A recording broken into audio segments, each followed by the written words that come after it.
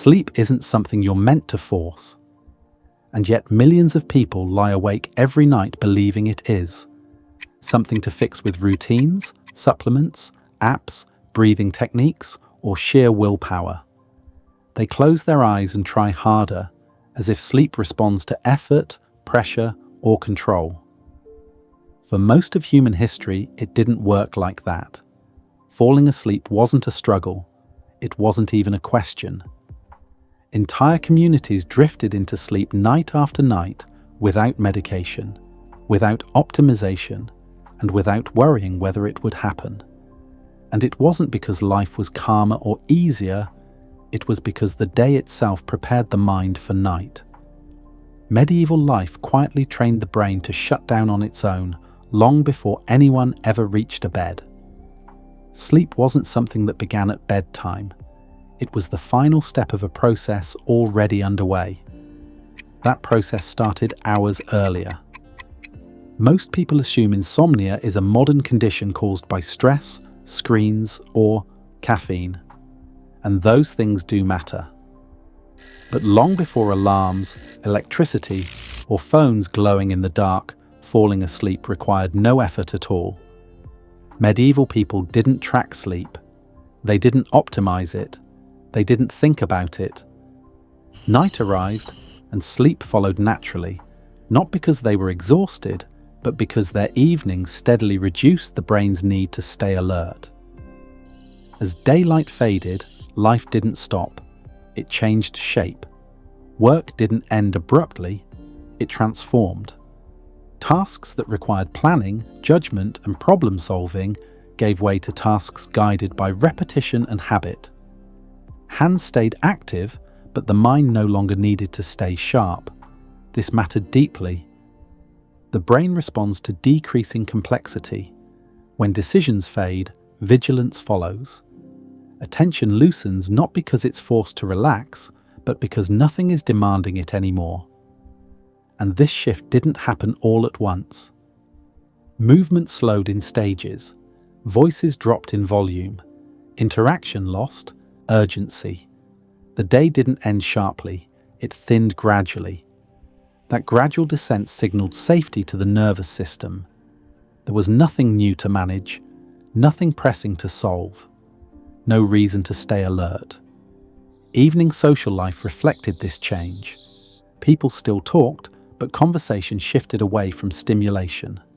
Stories were familiar. Ideas repeated. Listening didn't require interpretation or response.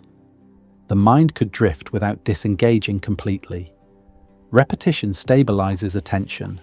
The brain recognizes familiar structure as low risk. When nothing new must be learned or stored, internal activity slows on its own. At the same time, people were rarely alone. Silence occurred in shared spaces. Presence replaced alertness. The nervous system responded by releasing tension instead of holding it. Then there was light. Illumination came from candles or hearth fires. Dim, uneven, constantly shifting. No surface remained fully visible. The eyes worked less, and the brain followed. This mattered physiologically. Low light supported the body's sleep chemistry, allowing melatonin to rise hours before rest. The nervous system shifted state without conscious effort or intention. As the environment softened, thought followed. Evenings didn't introduce new problems. Work ended physically. Tools were set aside. Food was stored. Tasks concluded in visible ways that required no mental continuation. This absence of mental residue mattered. When the mind doesn't need to simulate tomorrow, it disengages naturally. Attention turns inward gently instead of racing forward. By the time people lay down, very little mental activity remained. Sleep didn't feel like a transition. It felt like the final step in a process already completed. Sleep didn't begin in bed. It began when the mind stopped being fed stimulation. Modern life quietly dismantles this structure. Evenings now bring brighter light, more information, more work, more news. Phones glow. Messages arrive. Tasks reopen. Attention accelerates precisely when it should slow. The brain stays alert deep into the night, and sleep becomes something to chase instead of something that arrives. Another difference mattered just as much. The medieval mind carried far less information into the night, not because people were less intelligent or curious, but because the world itself constrained mental input. Information moved slowly. Ideas traveled at human speed. Nothing arrived endlessly or without effort. This single condition changed how the brain behaved long before sleep became relevant. During the day, knowledge came through direct experience. What you knew was what you saw, heard, or were told in person. News arrived irregularly, often delayed, and usually incomplete. There was no constant stream demanding attention. The brain absorbed what was available, then returned to the present. This mattered because the brain evolved to process limited input. When information arrives faster than it can be integrated, cognition stays active, scanning for relevance and threat. Medieval life avoided this overload by default. As evening approached, input narrowed further. There were no updates waiting, no distant events unfolding in real time, no crises arriving after sunset. The world beyond the village faded from awareness as daylight disappeared. Attention contracted. Thought stayed local, grounded in immediate surroundings. When the brain doesn't need to monitor distant outcomes, vigilance drops. Anxiety decreases because uncertainty becomes abstract rather than urgent. Bring global events into bed. Problems arrive without context or resolution. The brain stays alert because it cannot determine relevance or risk. Language shaped mental load too. Most communication was spoken. Words disappeared after they were heard. There was no replay, no scrolling, no accumulation. Only information worth repeating survived. Written material existed, but access was limited. Reading was slow. Texts were scarce. Engagement required effort. Nothing competed for attention passively. This scarcity protected cognition. Without constant intake, the brain had space to resolve what it already held. Memory consolidated instead of fragmenting. Thought settled instead of stacking. Problems followed limits as well. If something could be fixed, it was handled. If it couldn't, it was accepted. There was little postponement of unresolved abstractions. This reduced rumination.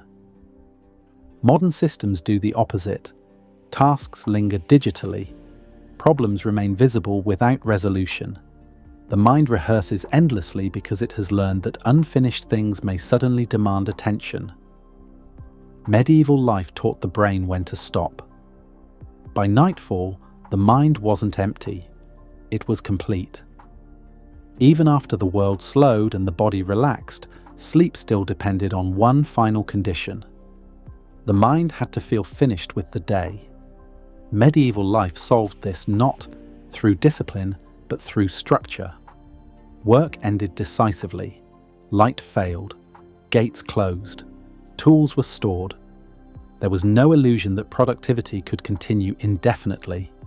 Clear endings matter. When an activity ends fully, the brain releases it.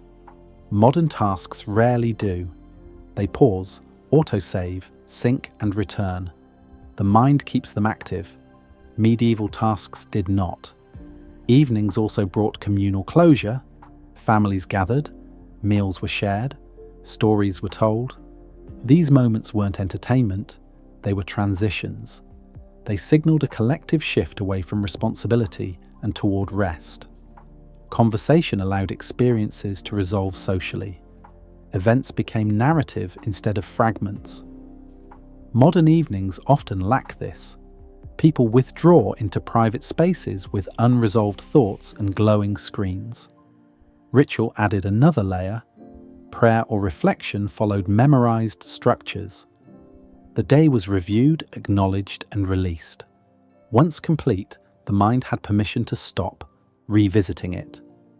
Modern reflection is optional and unstructured. Thoughts loop because nothing declares them finished. Time itself felt different. The future was short and tangible. At night, nothing more could be done. And the brain understood that. Sleeping spaces reinforced this boundary. Beds were for rest only. No work, no news, no problem solving. Sound helped too. Night was quieter, but predictable. No alerts, no sudden signals. Nothing demanded interpretation. The brain learned there was nothing left to monitor. Acceptance completed the process. Once the day ended, its outcomes were fixed. Endless mental revision wasn't rewarded. By the time people lay down, the day had already closed, physically, socially, mentally. Sleep didn't need to be forced. It arrived because nothing remained open. We didn't lose the ability to fall asleep. We lost the structures that told the brain when the day was truly over. And without that ending, modern nights will continue to feel unfinished, no matter how tired we are.